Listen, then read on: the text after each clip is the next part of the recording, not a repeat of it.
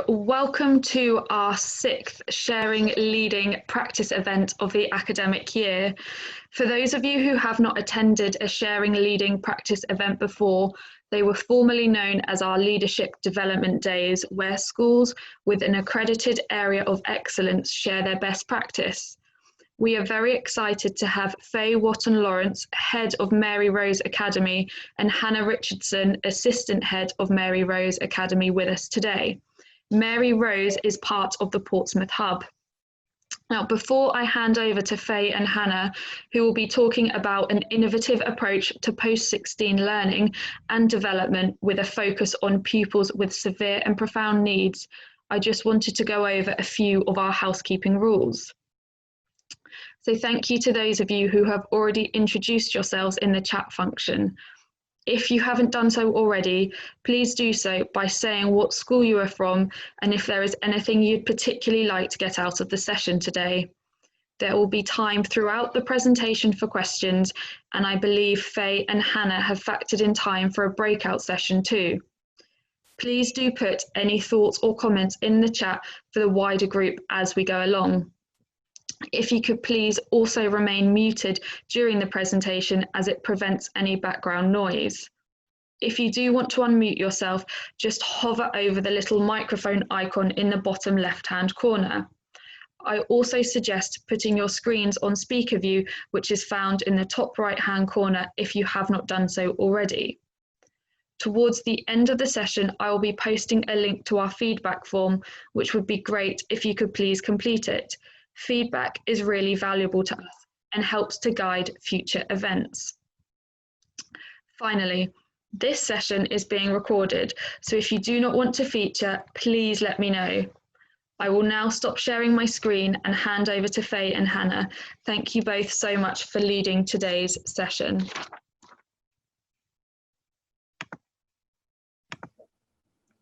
Morning everyone, I'm Faye, I'm Head of School at Mary Rose. We're just sharing our screen over to you now.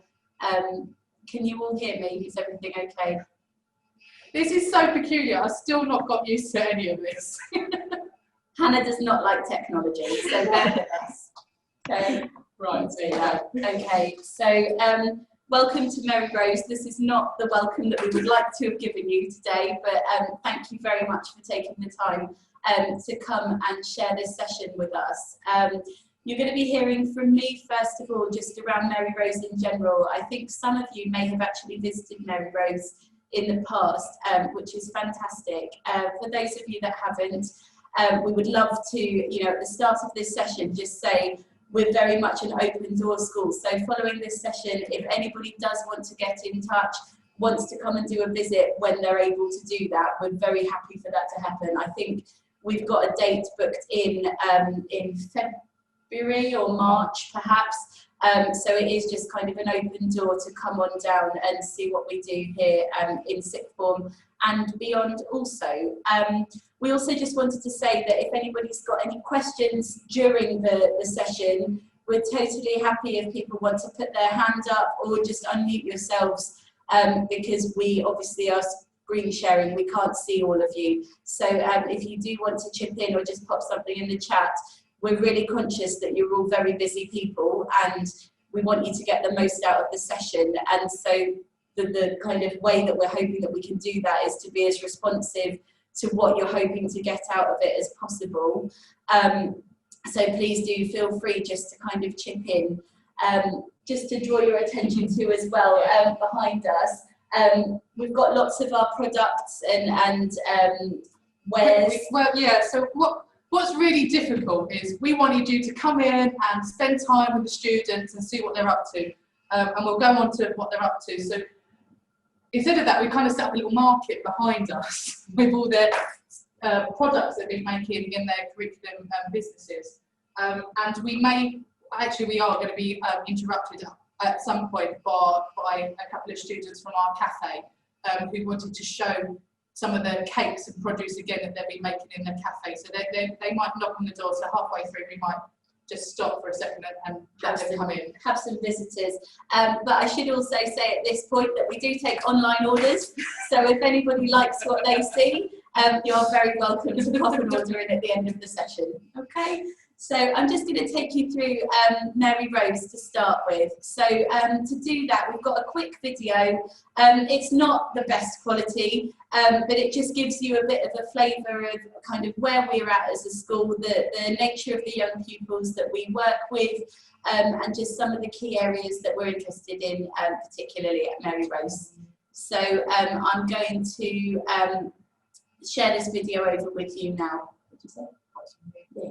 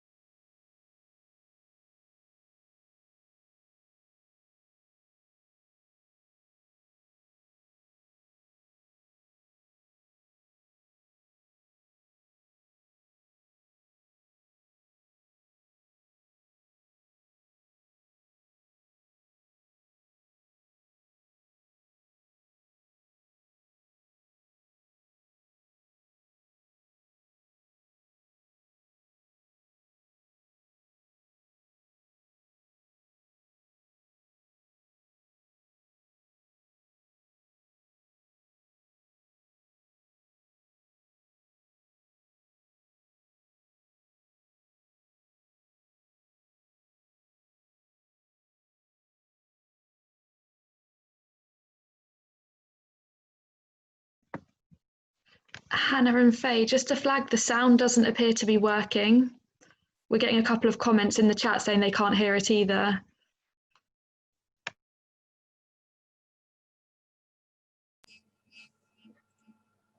Oh, sorry guys, we've got some sound related issues we've just been informed of. Hang on a second, let's try again. Okay, hold on. No. Slideshow.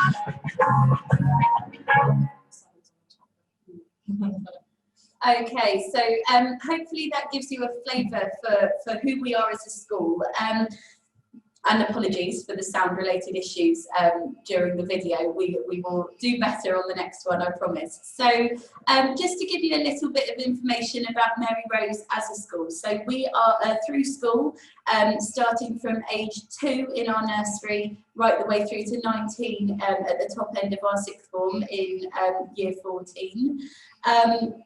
The youngsters that we support, well, we used to say increasingly were young people on the autism spectrum. We previously had about 40% of our pupils with the diagnosis of autism, that's actually dropped in the last year to about 33%, because our designation is shifting more towards young people with profound and multiple learning difficulties and very complex medical needs. And that is really reflective of the shifting position of SEN. I'm sure you're all experiencing an increasing complexity of need for those of you in mainstream and special schools. But that is very much the case for us down here in Portsmouth. To put that into context, we are part of a trust, which is the Solent Academies Trust, and Mary Rose is actually the founding school of the trust, that started off 13 years ago now. I think we're 10 or 11 years ago, but 13 years, I think it's been on the cards. It is this year when they started building Mary Rose, and we're actually the kind of joining of two special schools. Mary Rose has been graded as outstanding by Ofsted in all of our inspections since the school opened, which is the past 3 inspections. We are very much overdue for our next Ofsted, so we are on red alert after Christmas. And we are the founding school of the Solent Academies Trust, which is a group now of 4 special schools. So we have ourselves, then we have Cliffdale, which is a primary school, caters for largely young people with autism. I believe about 80% of their pupils now have autism. However, again, you know, like Mary Rose, their demographic has shifted. So Cliffdale started as an MLD school and has now very much moved into being severe learning difficulties and complex autism. And they have taken, really, many of the children with autism that would have come to Mary Rose are now based at Cliffdale, as our the intake of our young people has shifted. We then have Redwood Park Academy, which is again a school for children with severe learning difficulties. An increasing number of them have a diagnosis of autism, and we've recently, in the last kind of 18 months, taken a school that is actually an SEMH school, but for young people who have, sorry, a spider's just come. A school for young people with moderate learning difficulties, severe learning difficulties, but also have kind of primary need in the area of SEMH. And all of the schools that have come into the trust have very much been kind of, you know, at difficult points within their journeys as schools, and have gone on that journey within the Solent Academies Trust. And now Cliffdale and Redwood have also moved forwards and become outstanding schools, and Little Green is very much on that journey now, and we are looking forward to their next inspection, when we hope very much that there will be a really significant shift in their position. And so that's just a little bit about the trust. We also are the lead school within the Portsmouth Teaching School Alliance, and we lead the Teaching School Hub within Portsmouth, and we are the lead for the lead school alongside the Teaching School for Challenge Partners for our area. So that's just a little bit about Mary Rose as a school. And I'm just going to tell you a little bit now about our curriculum, which is an area that we have put a really significant amount of work into over the last 3 years. Particularly has been the big shift in our curriculum, which is obviously where Hannah will talk to you more specifically about sixth form. But I think it's really important that we understand where this has come from before we go on to looking at sixth form specifically. So at Mary Rose, we offer a completely personalised curriculum. So every child learns essentially only things that are appropriate to their individual needs. We don't run any one-size-fits-all lessons or three-way differentiated lessons at Mary Rose. It is very much just by the individual pupil. And that curriculum is practical, personalised and pupil-led. So you'll see over on the left, we have the areas of education, health and care plans for our early years, also key stage 1, 2 and 3. And that is communication, cognition and learning, SEMH and sensory physical. And then over on the right, we've got the core areas of the EHCP, which are now filtered through for our Key Stage 4 pupils as well as our Key Stage 5 pupils. And the reason for that shift, and that shift has been made as a local authority, is really looking at that kind of future focus. What does the pupil or young person leaving Mary Rose need to be successful? And we need to be focusing on these key areas from a very early point, rather than just looking at it, you know, in sixth form. It has to be something that we're doing as early as possible during the school. And the curriculum is built around these areas of their education, health and care plans. We then have our Sap Values, which are devised by the school, which are essentially the areas that aren't necessarily covered by any formal curriculum that we feel are very, very important for our young people. And they are all around resilience, personal health and well-being, and communication. Those are the three big areas that we want our children to focus on. And this is across the whole trust. So this is not just within Mary Rose, this is within all 4 schools across the trust. This is what underpins everything that we do. And our vision and values are central. We've got visitors coming in. We do. We've got visitors popping in. Sorry, we'll be in. Oh, hello. Hi, Zoe. We've got my mask on. Kids coming in. No, hang on. Sorry, this is Lucia. She's come to bring us some snacks. Okay. There you go. So, do you want to say hello? So we're doing hello, chats with people all about our sixth form curriculum.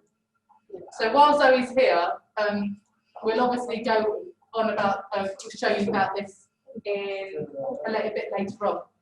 But Zoe is a year 14 student, and she has been working in our cafe that we run on school site. And you have to wear a uniform to work, don't you? Yes. So They've got their hairnets that they know they need to wear. They've got their Pebbles Beach Hut Cafe aprons and their purple t-shirts underneath. And Charlie here as well also works as a cafe. Do you want to, everybody on the screen, Charlie, are learning about so they want to know all about pebbles. So this is great. So this is what's on offer for the cafe today. So there's lemon drizzle cake. Yes. And some sausage rolls. and homemade sausage rolls. We've got more, but they're still Perfectly in healthy. process. Yeah. But thank you very much, because you wanted to show everybody what you're doing in the cafe, didn't you? Yeah? Would you like to ask them anything? No. Would you like to ask them anything? So we say buy our stuff. Yes. Do you want to go back to the cafe? Want to go back to the cafe? Okay. So, thank you very much. Do you want us to say bye-bye? I'll come fix that. That's fine. No problem. It's so weird looking at the screen. Charlie says bye. You can't hear him. Charlie's just said bye. Right, Zoe, you go fast. So right, I should be. There we go. Phoebe. Thank you. Thank you. Thanks, guys. I'll come fix that. We'll go back. Okay. Ooh, that's it. Perfect. Okay. Thanks, guys. So that was Zoe and Charlie. They wanted to pop in earlier. We told them what we were doing, and they said they want to come in and see what's going on, and then they've got some stage fright. So thank you very much for bearing with us. So as I was saying, so we've got our vision and values are a big part of what we talk about across the trust, and they are embedded within our curriculum. So we have to be very mindful of the changing nature of what we're doing. And as I said, you know, we have to be responsive to the increasing complexity of the pupils and students that come to Mary Rose. And that means giving them this very highly personalised and creative approach to learning. And that empowers them to make informed choices and go towards their next steps. And Hannah will talk a lot more about that later, but it really is about the pupils informing what we do and really maximising their choices. And when we say choice, we mean real choice, not choice within, you know, what we've decided is best for them and giving them a choice of two. We're talking about real choice. What do they want? What do they feel they need to do to be successful in adult And that comes back to our vision and values as a school. So you'll see in here, it's all around gaining independent thinking, being able to communicate with a wide range of people. Our business model is very much around this. This is, you know, and COVID is a prime example of it. This isn't about, okay, we can teach them how to use PECs perfectly at school, but when they go out into the wider world, if people don't know how to use PECs with them, they're not going to be able to communicate. And it's about making sure that we give them those skills to be able to communicate with a broad range of people. And that will give them increasing control and influence over their own lives. We want them to enjoy learning in school and beyond. And we need them also to have appropriate levels of functioning in core skills. So, you know, again, Hannah will talk about the sixth form curriculum and how we approach that in a meaningful and age-appropriate way. You know, we are not having our sixth form youngsters reading Biff and Chip books because that's the level that they're at. We're talking about, right, what do these guys really need in their lives? And what is that core literacy and core numeracy that they need to be successful in and as independent as possible in the community. We want them to have a range of nationally recognised qualifications, but again, the qualifications always come second to the pupils, and we're very clear about that, that it's not, oh, we do ASDAN or we do BTECs. It is about, right, who are the pupils sat in front of us? What can they do? Where can we stretch them to be? And we put the appropriate accreditation in to meet that need. Okay, it's not about every year in sixth form, this is what we do. And that's the same for Key Stage 4 as well. We want our youngsters to be confident and self-assured, and we want them to be creative and able to manage change. That's obviously a huge part of what we do. And we want them to form positive relationships with other young people and adults. We're a sports college here at Mary Rose, and a big emphasis on what we do is around healthy lifestyles and making healthy choices. And we want them to support the value of the school and the local community. And around that is, you know, being respectful of other cultures, religions, genders, and being proud of their achievements. What we will always say at this point is that we are very much not about, you know, this model where our young people are vulnerable and we expect the world to kind of swoop in and do them a favour. We are very much about what our pupils can give back to society and what our pupils can do to make a difference in their own right, because, you know, we need to raise disability confidence and disability awareness and say, actually, our youngsters have a huge amount to give. We just need to put the right support in place to enable them to do that. And it's about working within our school, but also within the local community to really kind of change that narrative. And that's a big part of what we do here. And Hannah will talk a lot about that later. And ultimately, and this is really what it comes down to, we need our youngsters to feel supported by everybody to make the transition to the next stage of their lives. And we talk about what does the pupil leaving Mary Rose need to be successful. And that could be our youngsters that leave us at 19, or it could be, you know, somebody that flies through the roof and makes incredible amounts of progress and actually leaves us at the end of primary. We need to make sure that we've done everything we can to prepare them for whatever their next stage might be. So this is just a bit of a summary. I'm not going to go into too much detail of it, but it is, you know, it's around the fact that the curriculum is underpinned by that vision, okay? And it's about developing the whole person rather than just looking at specific aspects of their learning. And as we've said, it's flexible, it's responsive, and most importantly, it's ambitious and it's aspirational, okay? And I think you see the quote at the bottom, all of our curriculum that's been designed is research based, and this is a big part of what we're looking at. So it's around the fact that we teach on a class-based model. We don't teach subject specific here at all, but what you will see is that we still very much value a broad and balanced curriculum at all stages across the school. So we do still teach about the planets and about the Romans, and you'll often hear people saying, well, what's the point? You know, why do these youngsters need to learn that? And our view is they might not need to know about the Romans, but I didn't need to know about the Romans when I was at school, but I bloody enjoyed it, you know, and I really valued that because it was interesting, you know, and it's about exposing our youngsters to all of these really fantastic things, but recognising, and this is where our curriculum comes in, that that's not what they're learning, that's the context of their learning, but actually what they're learning is rooted very much in their individual needs. So yeah, they're learning about the Planet Suite in music. They're learning about it, it's interesting, they're enjoying it, but actually their focus is, can they sit on a chair and listen to a piece of music for a minute?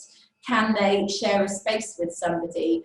For our very complex youngsters with PMLD, can they tolerate a range of smells being used to kind of identify each planet? That is what they're learning in the context of the planets or the Romans. And it's really important that we don't lose sight of that. I think, you know, I count myself in this, that a few years ago, it was all in that school of, oh, they should only be doing life skills and they should only be doing this. No, they need a rich and interesting and engaging and fun curriculum. And it's about how you deliver that and where you shift your focus, rather than just saying, oh, we're only doing life skills. So that's very much what we're about in terms of our curriculum. This is a very confusing slide, which I promise does make some sense. So this is essentially the journey we've been on as a trust and, you know, as a school in our own way, that just shows essentially that there is method to our madness. So what you'll see here is the journey that we went on to create and deliver our personalised curriculum. So you'll see over here on the left, we've got our Sap Values, we've got our vision, we've got our positive behaviour support approach, and that underpins absolutely everything that we do. We then looked at the national curriculum, and this goes back to what I was saying about that broad and balanced approach that is really, really, you know, exposing our youngsters to absolutely everything that they are entitled to, you know, as young people learning in school. And what we did was we went back to each area of the national curriculum and we said, right, what of this is of interest and of value to our youngsters? And we basically cherry picked and said, this is what we're going to cover and this is what we're going to hone in on from the national curriculum. So we're still rooted in that. From that point, we created whole school long-term subject plans. So again, rooted in both of these areas, you've got for each subject our long-term plan that covers you know, each phase. So there's one for Key Stage 3, one for Key Stage 4, etc. And it breaks down making sure we've got that balanced coverage across all areas of the curriculum. And sitting alongside that, we've then got progression of skills documents. At the time we made this slide, we only had them for English and maths, but we're now actually developed them in all areas of the curriculum. But those, it's important, they are not tick boxes. We're very much not in the realms of B squared and all of these other kind of assessment tools that have been used. We don't use any of them. These are about breaking down individual skills in subject areas and recognising that pupils have very spiky profiles. What they might be able to do in one area might be right back at the beginning. What they might be doing in another area might be much further on, but it just gives us that framework and that trajectory for our teachers to use in informing their planning and thinking about next steps that might be valuable for individual youngsters. We then break that down into make sure we've got project coverage, so that's where our topics come in. So I think at the moment in school we've got Strictly Come Dancing as a topic, we've got CSI, we've got, what else have we got going on? We've got all sorts. Those are, I think we've got Pirates down in the nursery. And we make sure that we've got all of the areas of the national curriculum equally covered at an appropriate level within our project coverage, and those are also informed by pupil voice, and we're also now bringing in and starting up a parent voice forum, so they will start to bring in all of those aspects here. That then leads into our phase overview for the years, so this will be broken down into each term, and looking at kind of, so from that topic and from all of this, what does that look like in practice over the course of a year? And we then go into individual project planners, which is where teachers really come in and say, right, this is what we're going to do, looking at key texts, looking at reading, particularly at this point, what books we're going to be doing and focusing on, and breaking that down into the individual subject areas. And then the key skills at this point that come from our young people's education, health and care plans are broken down into their class learning plan, which is essentially what gets taught in the classroom. Okay? Did that confuse you enough?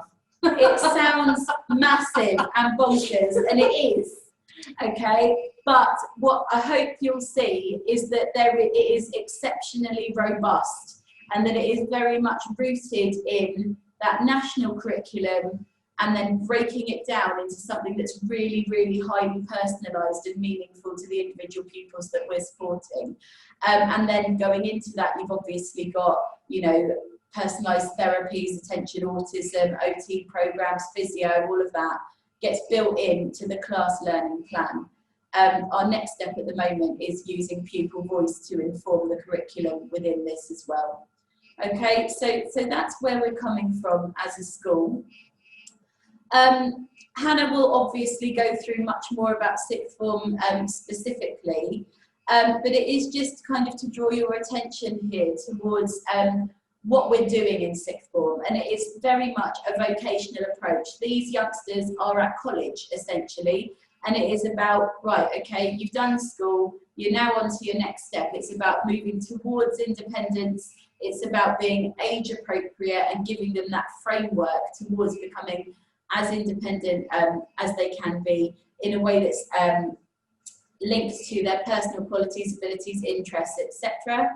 And it's designed to meet the individual needs of pupils and to build upon their achievements that they've gained throughout school. Okay, this isn't completely distinct from what goes on throughout the Mary Rose journey. It is about being seamless in that transition into sixth form, which Hannah will talk to you more about.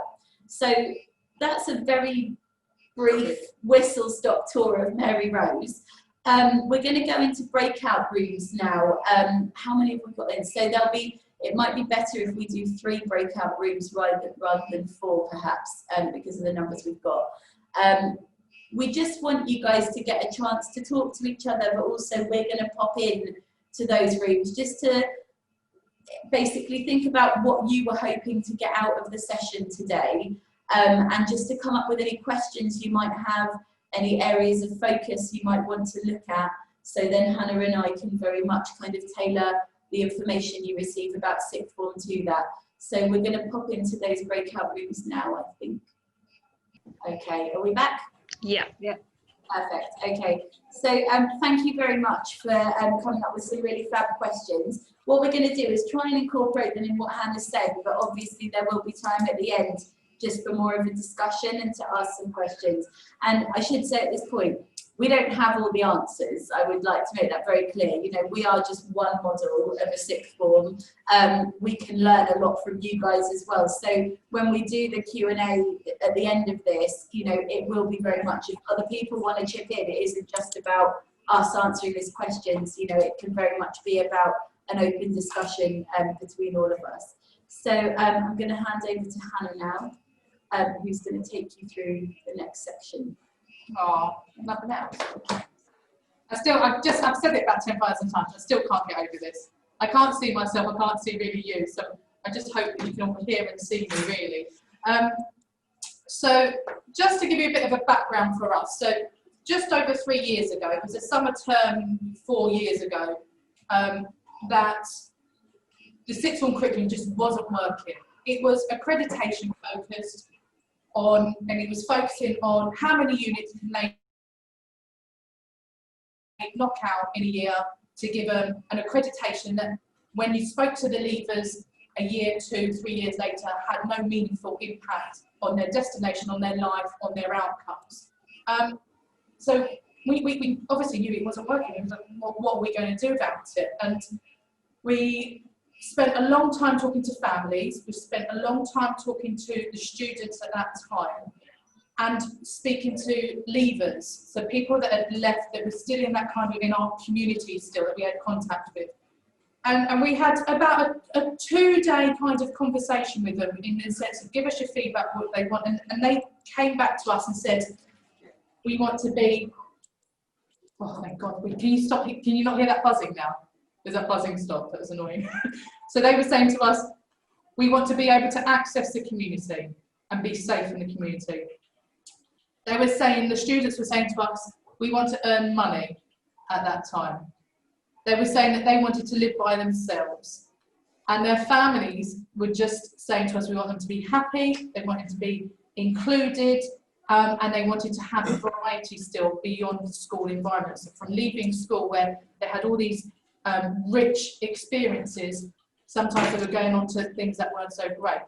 So that's what happened. And we threw it in the pot, and out came the model that we've got at the moment. And it's ever evolving. So we talked about our changing of our students coming through. You guys are saying the same. And every year we're reviewing, and we're having those conversations early on in Key Stage 4 in those annual reviews with those families in Year 10 and Year 11, saying to those families, what is your outcome for your youngsters? What's your 5-year plan? What do you want from them?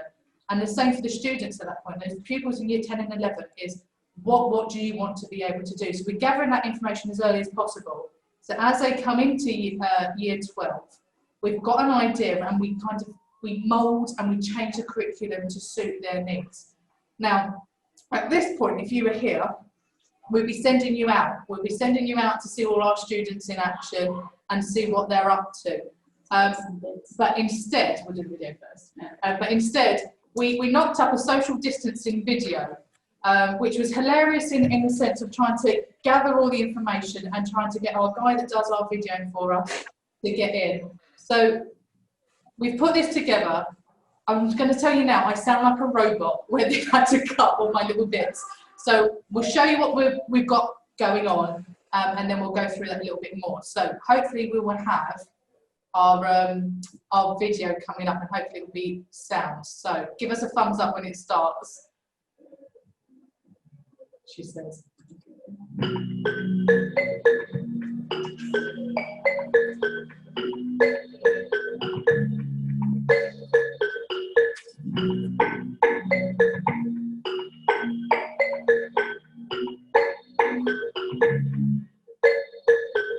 Melrose Sixth Form is a sixth form provision for young people with complex learning needs and disabilities, including autism.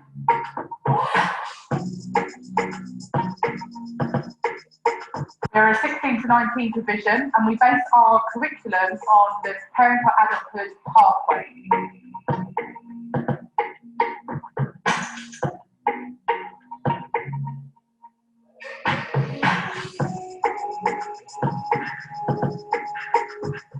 We measure progress for the students against their long-term EHCP outcomes. Our students at sixth form turn up with their education healthcare plan targets, long-term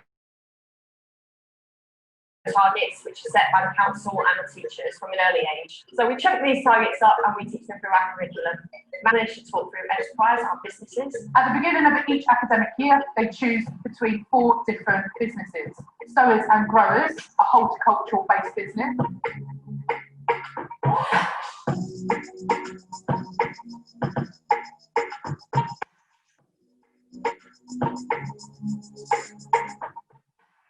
Pebbles Beach Cafe, a catering business. South Sea Sanders, a creative DT based project, upcycling.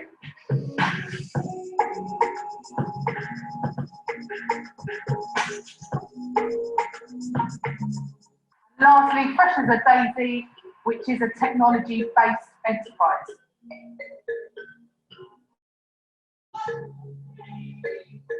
Whilst at business, they are working on functional English and math skills, as well as important life skills such as money management and time management. We want to prepare our young people for the future. As a result of that, our curriculum reflects a work-based learning programme. All our students go to work 3 days a week. Our students arrive to our college setting, and once they arrive, they get ready in their work-based uniforms. They get themselves ready for their day of work, and then they travel to different destinations for their work. Through this, they're able to learn life skills. I like cooking and making drinks for everyone. I cook dinners, I cook spaghetti bolognese. It's my favourite thing to do. They walk to workplaces, they catch public transport, and one group has the luxury of using our school minibus.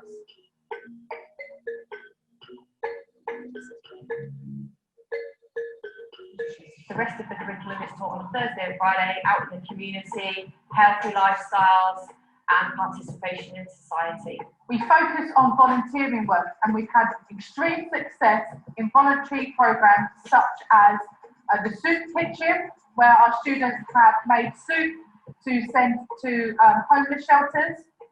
We work closely with food bank organisations. With residential care homes, our students have been going into the care home setting, making cakes, playing bingo, and learning about how to keep an environment clean and safe. In health, our students are looking at how to keep physically, mentally and emotionally well. We have the opportunity to go kayaking, go to use an outdoor activity centre, as well as using more local facilities which are free and promote healthy living. For example, walking along the seafront, using the green gym and support programs such as an ELSA-based program for emotional well-being. We're very proud of our assessment system, and parents absolutely love and engage with the pictures and the annotations in which we create short stories for them to show their progress over the year. These are then looked at in an annual review, and we reassess their targets to enable them, when they leave us at 19, that they've achieved as much as they possibly can and had a lot of fun while doing it, which altogether we think provides an all-round student who has opportunities in every different area of education. 100% of our Year 14 leavers move on successfully either to college placements or to day services. Our day service providers in Portsmouth and Hampshire focus hugely on work-based learning. Many of our students move on to social enterprise, where they work for catering companies, horticulture and animal care, and woodwork establishments. Our students moving on to college report back to us that our diverse curriculum in sixth form has enabled them to successfully build new relationships with a variety of young people. They enjoy the community-based college projects, and they enjoy the enterprise work-based learning that colleges offer. Our Mary Rose sixth form leavers have told us that we have prepared them successfully for life beyond Mary Rose. You're in a boat and you go kayaking. It feels good.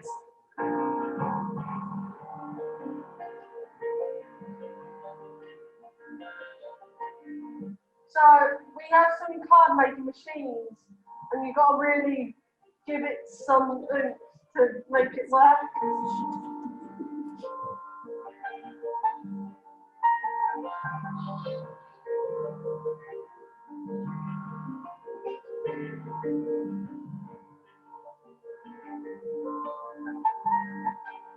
It's good to be here.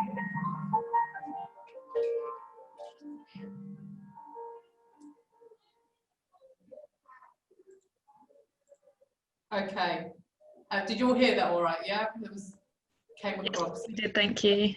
Brilliant. So that's our social distance video, which was trying to, in some ways, replicate a school tour, kind of a learning walk element to today. And I hoped it gave you a bit of a flavour across it. What I wanted to make sure that you guys are still fully aware of, that our vision for sixth form is the same as the main school. So all of these points here are what we talked with Faye about earlier. So we have the same journey, the same purpose, the same outcomes when we offer the young people. So I just wanted to highlight that again. So what I'm going to do now is I'm going to talk to you and go through the elements of the curriculum in a kind of, if you were coming here for an everyday, what you're going to see. And then go on to kind of the nitty-gritty, kind of the design of the curriculum and where we come from. The first bit is what I think is a lot more fun.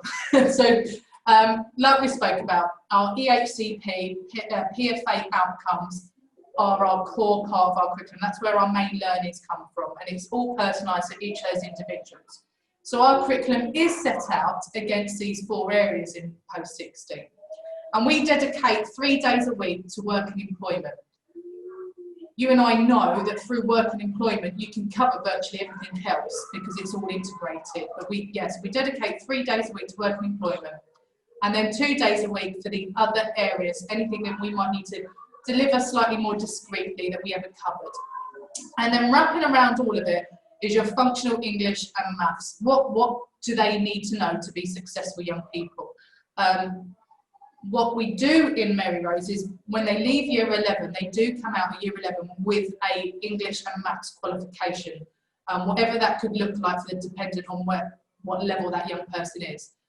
So in post-16, we don't have those discrete English and maths lessons. So for the families, they were like, what's the point? You know, that's not what we want for our young people, and the young people are saying the same. But they still need to know things such as bank forms, accessing things online, money skills, time, which is all stuff that they would have covered throughout their education career, but we just put it in a more practical way. So our businesses, some photographs here of Pebbles Beach Hub. So this is the food studies room. So this originally was our food studies room in the school, and we wanted to make it feel like a cafe. With a local graffiti artist, we worked on redecorating the room, and we opened, so pre-COVID, this is all very pre-COVID, and we can talk about how it looks like now in COVID, but our young people work on a menu. They design a menu Monday to Wednesday. Staff come in and they sit at tables, which there's a photograph there on the right hand side. It's got a teapot, they lay out the tables, they do the cutlery, they've got feedback forms on the tables as well, and we have front of house service. So the customers come in through the door, they get directed to a seat, they have pre-ordered their meals, whoever's coming in, so the student takes their name, they go to the pre-order sheet, they shout out 1 jacket potato with cheese needed please, and the chefs in the background start plating up. And the top left-hand corner photograph is, it's not very big, but you can see kind of the standard and the quality of the food that we're asking for the students. We're asking them, it's not a sloppy dinner, we're looking at how it can be replicated in a real cafe environment, and they put together menus. So I'm just going to keep popping up every now and then. So they have daily menu boards that go around like this. They'll also have what the meals are. So staff can come in and say that they want the macaroni cheese. It has the costing on it as well. And after the staff has finished their meal, we have a till that we bought on eBay, good old eBay, proper retro till it is, proper like cha-ching. And the staff put in, the students put in how much that staff, the cost of the meal, a receipt comes out, and the money exchanging going on there as well. And for those students that are more able, we try and get them to do the mental maths. For the students that aren't so able, we have the calculator, and we have larger symbolised coins and stuff as well for students to use, but it's all for them to use as well. So even down to table centerpieces, they've had to find out what would go with their theme, and they've pulled those together as well. So how do they create their income, their business? So they offer lunches to our staff, which I said is pre-ordered. We also do catering for order. So our cakes are very, very popular. So people have had tea parties, birthday parties at home. They pre-order a cake. We charge around £5 for a large Victoria sponge. We've done Christmas cakes for people. We've done lots of stuff like that. Governors, visitors into the school, we cater for those as well. And we send our invoices off to the finance department, because what we're telling the students to do is they've got to manage their business income. So they've got their own takings book, their ins and out book. So they know it's costing them £40 a week on a Tesco shop, for instance, and they orders for the shops, yeah, everything. You know, it's not just, you know, none of this is staff led. no, all of it at every level of running the business is done by the pupils with the support at the level appropriate to their need. So they do the Tesco order by the end of the week, knowing what they're producing for the following week. The order comes in on a Monday morning, they've got to unpack it all, they've got to do all of that business. So in how you would run a cafe is exactly what we do. And what we have the families in, every term we try, pre-COVID, to have the families in. And you have Nan and Grandad rock up, you know, Auntie Barbara down the road is also coming to they see their young person in an environment that they have never seen them before. Some of our most complex youngsters with physical disabilities. We met Charlie earlier, so we've got switch activated mixers, blenders, so they can still make the bread, the cakes, and we have that running while the families are in the cafe. And from that, the most wonderful thing from that is that we give some of the equipment to the families. So we've given them the switch activated stuff.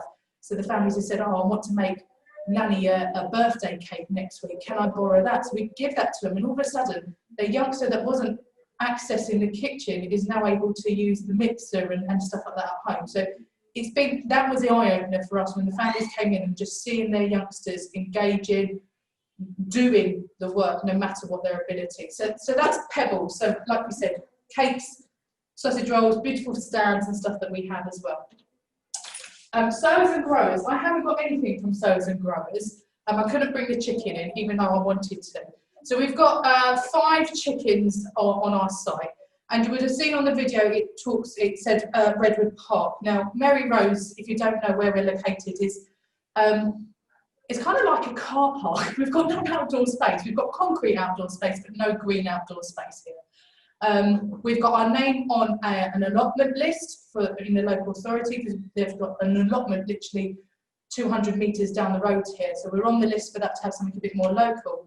But in the meantime, Redwood Park have got outdoor space. And over the past 4 years, we've really transformed that into something very, very special.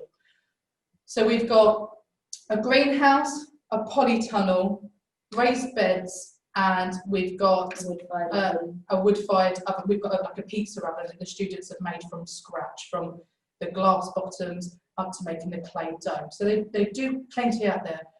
The students have a seasonal cycle, as you would on an allotment, with different focuses.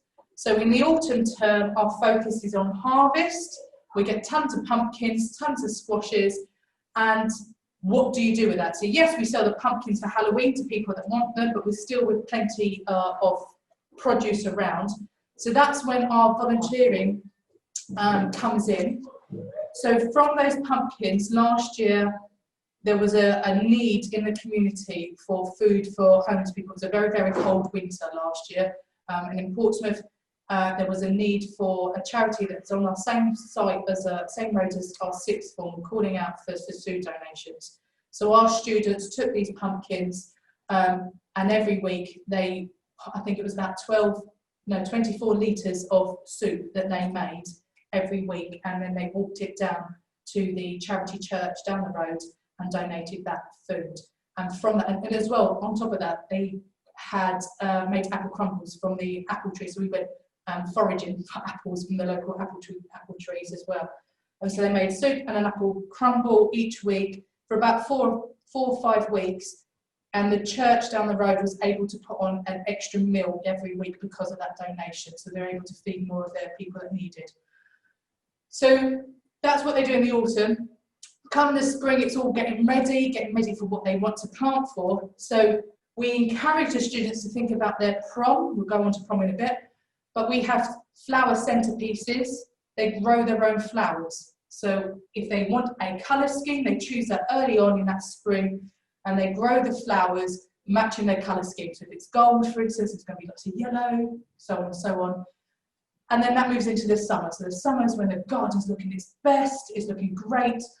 Picking those flowers, they do the flower arranging as well. They do those table centerpieces, and they normally have to do about 15 centerpieces and a top table out of their flowers they've grown.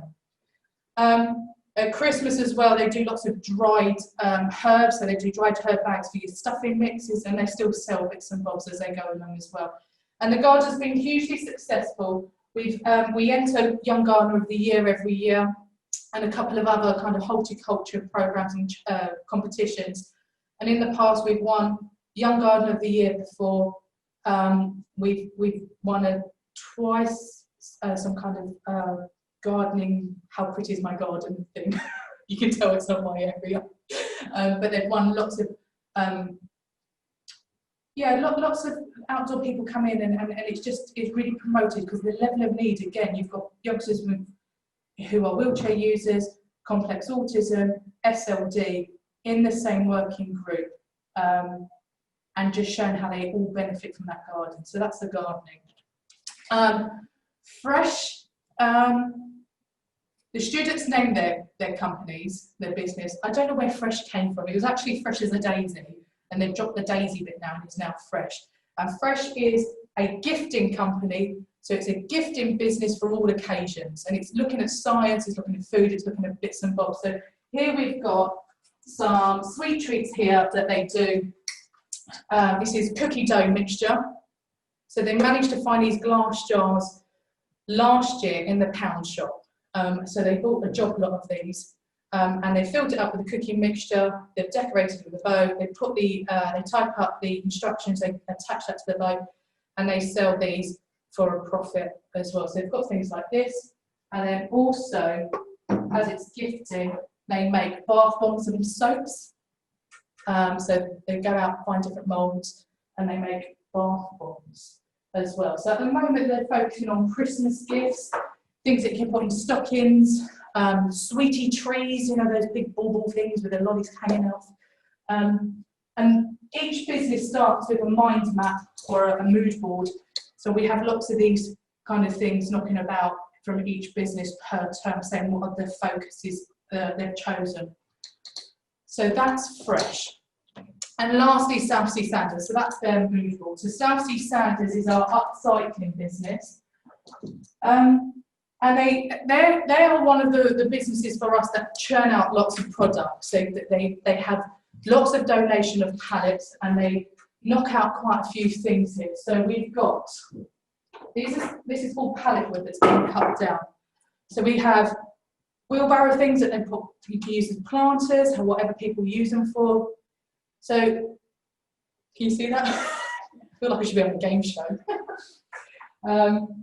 So the point of all of this as well is that these are high quality products. So they are products that you would very comfortably go into a shop and buy happily and spend money on. Because, you know, this is, again, it goes back to that, this is not about being tokenistic or making gestures that, you know, isn't it sweet what they've made.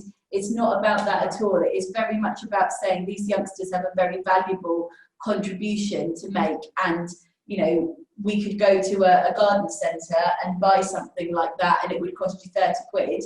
We sell them for 10, 15, but the pupils are seeing the value of the work that they're doing, but it has to be at that high standard. 100%.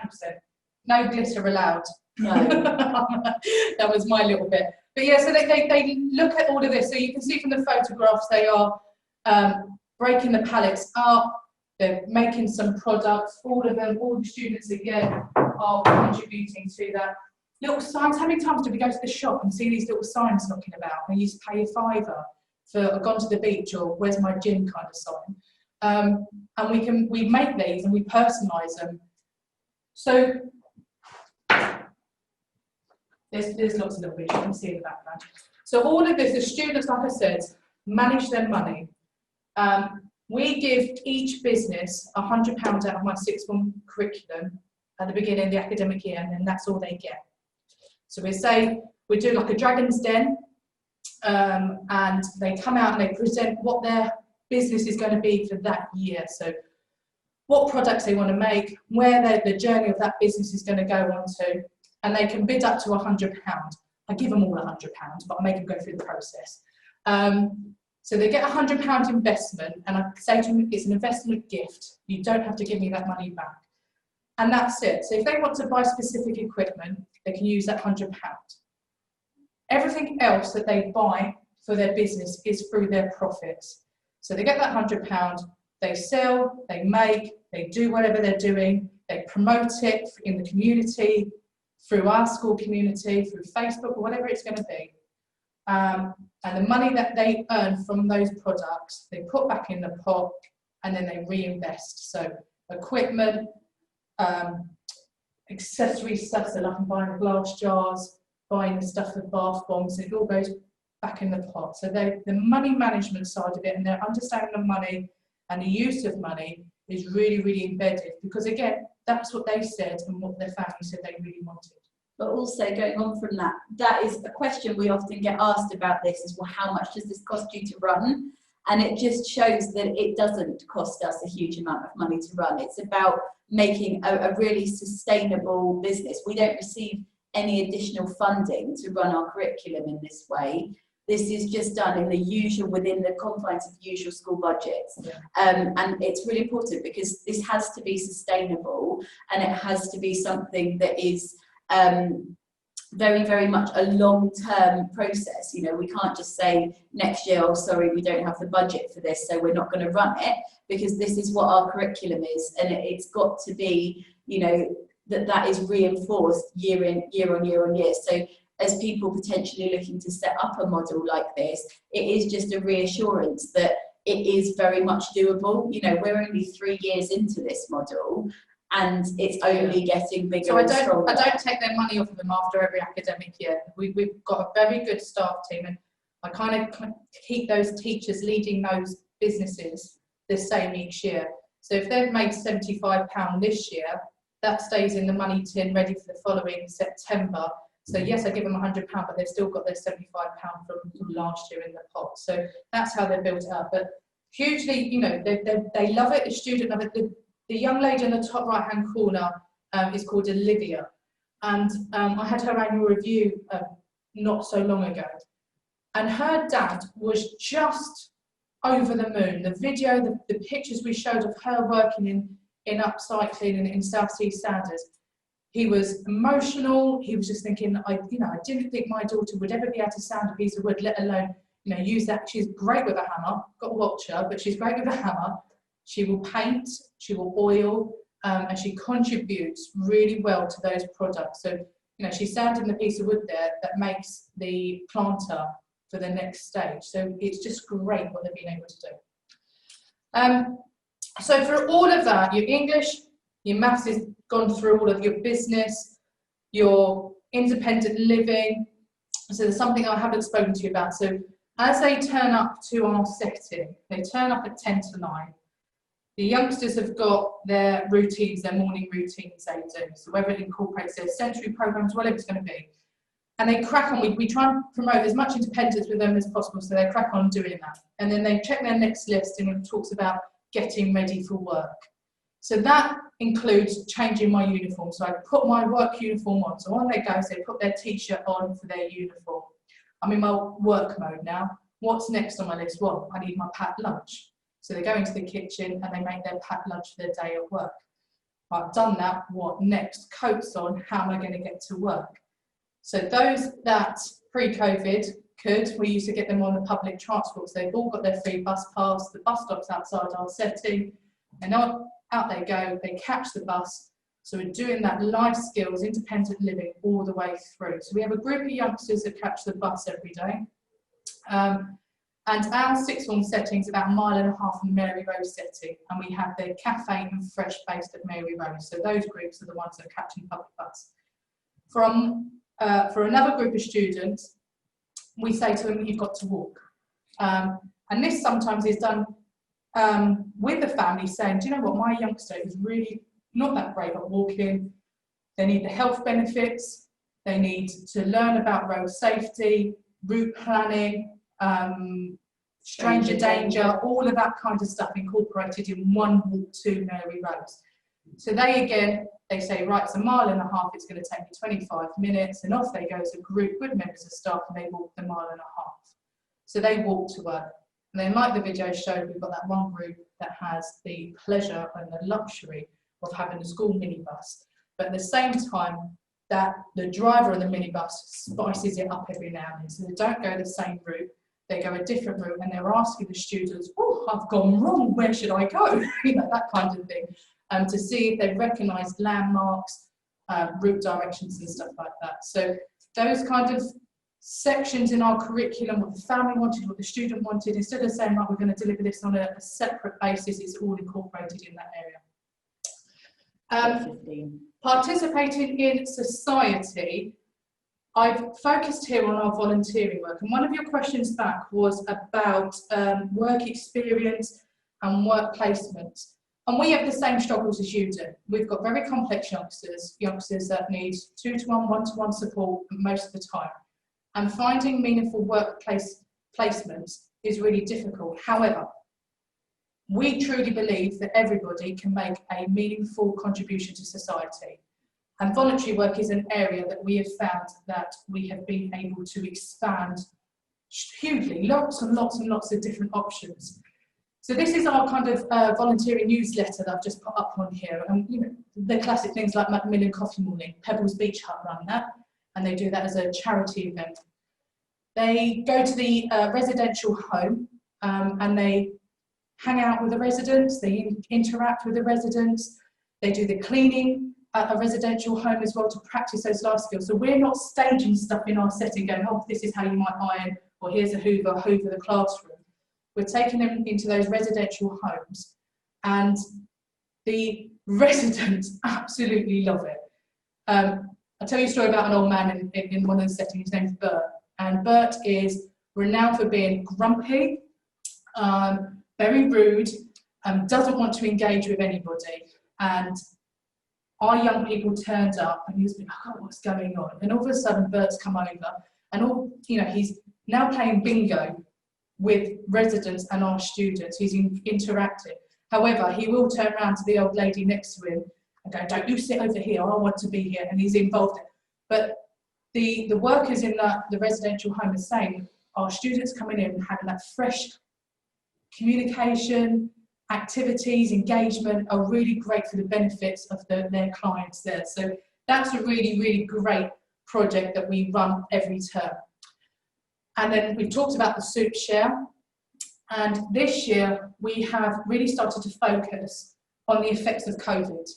It's a big thing. The students know what COVID is. We've done a lot of input around COVID, the impacts of COVID, and the students identified loneliness as an element of the impact of COVID.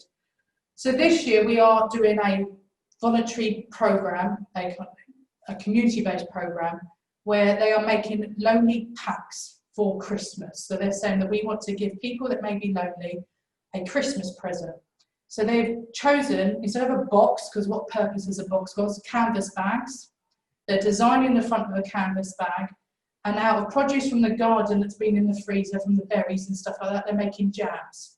They're making onion chutneys. They've got mince pies in the freezer ready to cook for them. They've got biscuits in the freezer ready to cook.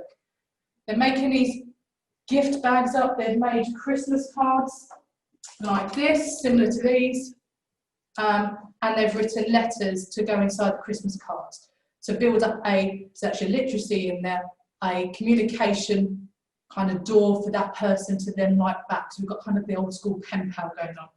So these lonely packs, we've spoken to churches, food banks, local organisations that have got contact with people in their community that are lonely, that are isolated. So we've got making these over the next few weeks, and then we're delivering them out. And on top of that, the cafe, they've seen a drop in the number of people that they're serving food to at school, because obviously people are anxious.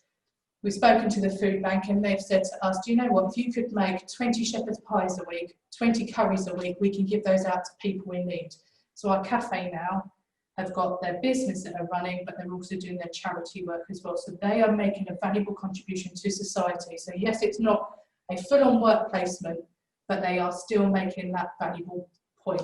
And just to add on that, and I know we're tight for time, it is, you know, that is our next step though. It is also looking at beyond Mary Rose, even for us, is what can we do in that sense? You know, we do have to be mindful of the fact that the complexity of need of our youngsters is increasing drastically, And so it is vital that we grow this aspect of our provision, but it is then looking for those that can, what is their next step into employment, and thinking about those routes in.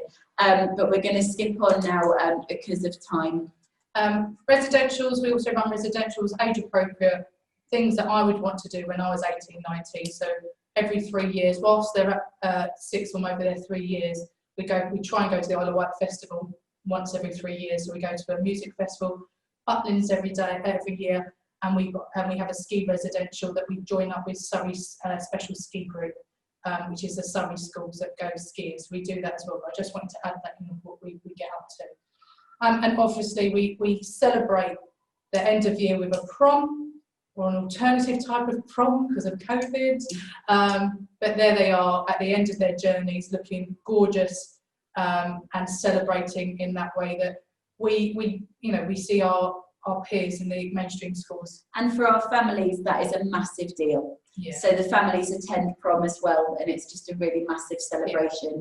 I just always remember one dad, his daughter had the most beautiful cream white princess dress on, and he stood next to me and he was like, "Thank you so much for doing this for their child." And he said, "I'm never going to see my daughter walk down an aisle, but I'm going to see her do this." And I was like, you know, what a moment for the families to celebrate their journey at school and their achievements they've made. Okay, so this is the stuff that you want to know as well. Yes, we have pathways, but they're not necessarily done through what they're going to achieve. It's kind of done on need as such, or level of ability.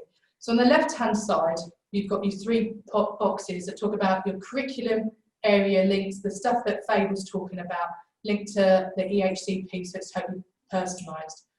We say it's planned, we have a planned and supported transition, and that transition starts at year 12 as soon as they walk in through the door for our guys, and I can go into that a bit more.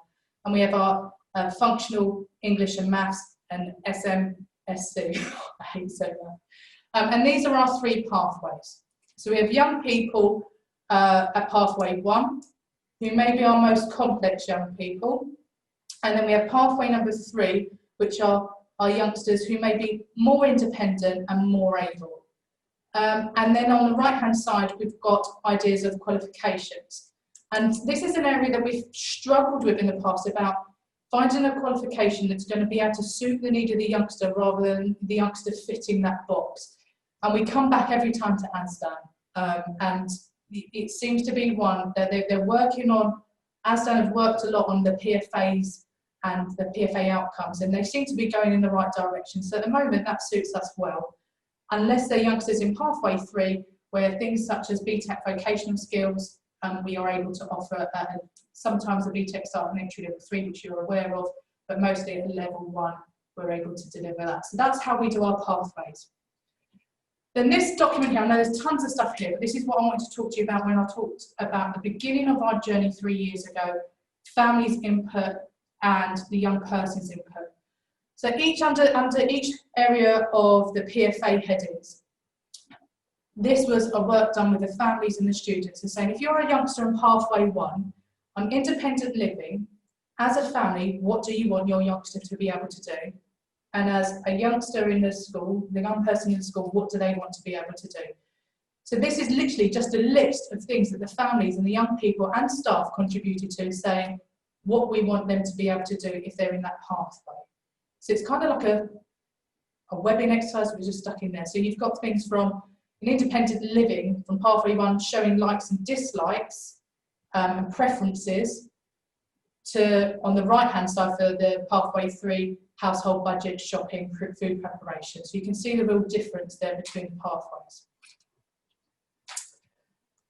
So academic progress, out for this, we've got our levels on the academic levels on the left hand side, the range of accreditation we offer in the middle, and on the right hand side, the different levels or the prediction that we're aiming for them within that accreditation. So it's a really, really simple table there. We can share this with you guys as well, so please don't worry about getting it all written down. We will send this all out. And it's video, so you can always watch it back.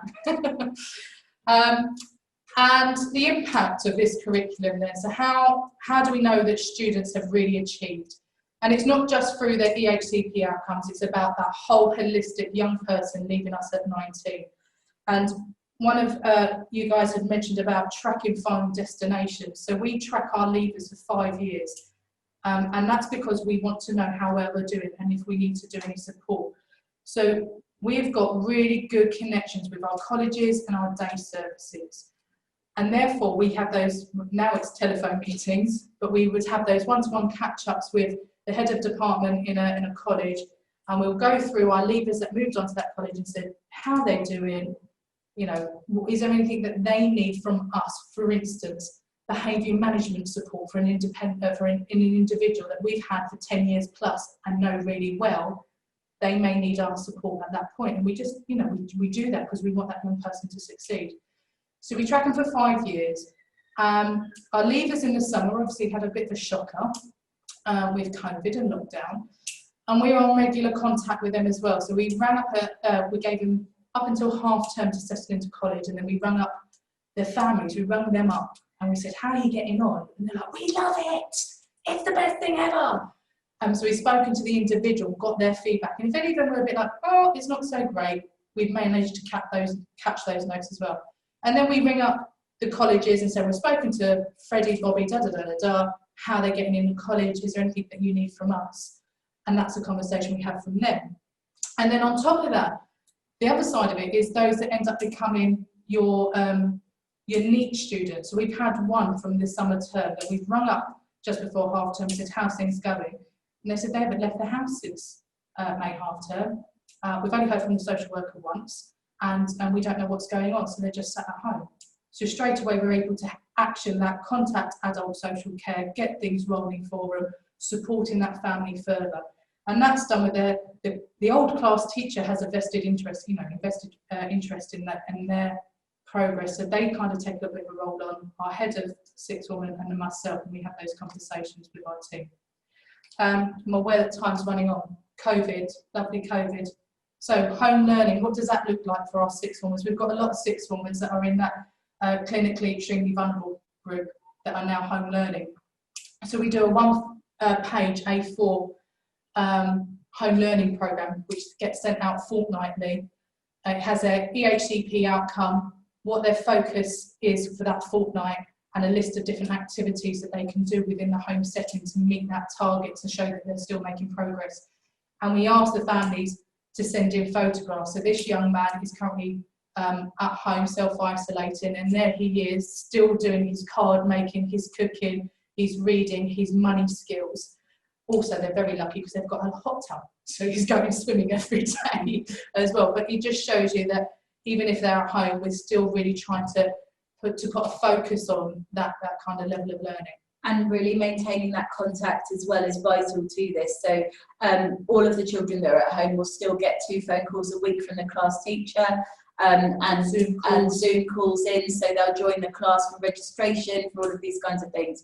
And it's just maintaining that contact, but also that expectation that we carry on, and we ask our families to still send in. So we evidence via a platform called Earwig, and we still expect, the expectation is that our families still send in the photographs so that we can continue to monitor and track against their education, health and care plan outcomes. So we maintain that kind of impact evidence base, whether they're at home or at school. So I feel like we've just sped through 3 years worth of work for you guys just to get a flavour of what's going on. So like Faye said, you are more than welcome when times are right for you guys to come on in and have a look around yourselves. We can send information out, or we can have individual conversations with you all as well. But I hope I managed to cover some of the things we're talking about. And yeah. Any questions from anyone?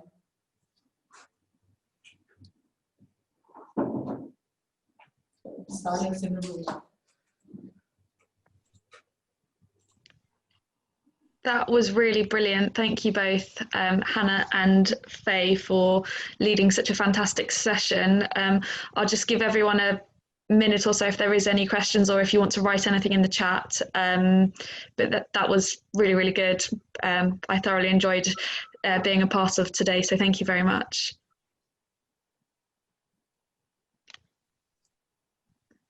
We're having someone saying just a massive thank you for sharing. I will also be in touch to let you know when the recording's up on the website, to send around the slides if that's okay. And we have a feedback form that we'd be really grateful if you could please complete. It's a very short one, which then I can share with both of you, Hannah and Faye, as well.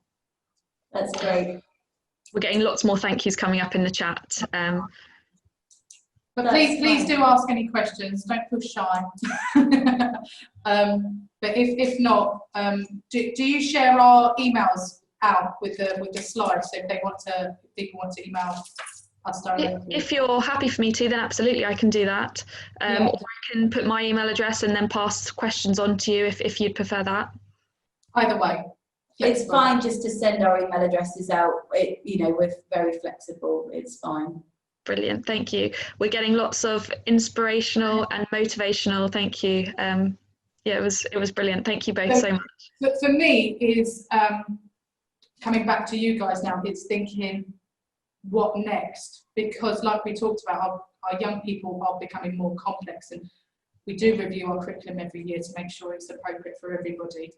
But having those kind of opportunities and forums to have that discussion or throwing ideas around, God, the cake being flying, would be really, really helpful. So this is our practice, this is what we're doing currently.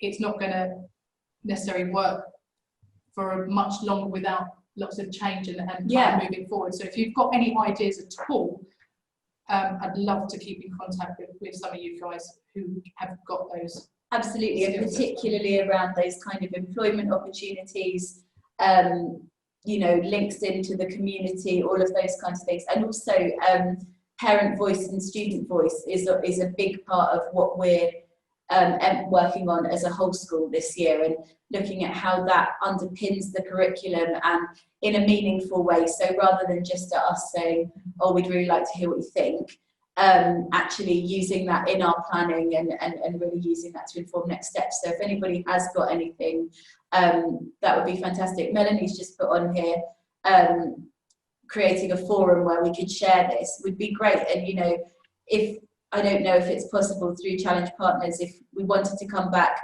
with more of a discussion based focus, that would be really good, that everybody can just kind of share where they're at and just bounce some ideas around. I think that's something that we'd be really keen, and Melanie's nodding. I think hopefully Melanie would be keen, and Dee Gallagher is also nodding. So that would be wonderful, if we do, because the world of post-16 and post-19 in SEN is very small and it's very underrepresented, and I think it would be great for us to kind of join forces, to see where everyone's at. So if that is and when the time's right, to, like I said, for people to come here, but I haven't been out to see many post-16 provisions in a school setting. So yes, we go to colleges and see the SEN departments in a college settings, but to see through schools or secondary schools with post-16, there's not many that put their hands up to welcome people in. So if you're happy for me to come in as well to kind of have a look and see what you guys are doing, that sharing would be absolutely fantastic. So yeah. Brilliant. Thank you both. A huge thank you very much for joining us this morning, and to everyone for being a part of our Sharing Leading Practice event. As I said, I'll be in touch with some slides, our feedback form, and I'll provide you a list of our upcoming Sharing Leading Practice events. So once again, thank you very much, Hannah and Faye. Brilliant. Thanks, everyone. True Laws, I'll be calling you. I've got a youngster that would like to go for post-19 for you. And I've got a youngster that would like to join you in year 5. So we will speak soon. Thank you very much. Thanks, everyone. Take care, everyone. Bye-bye.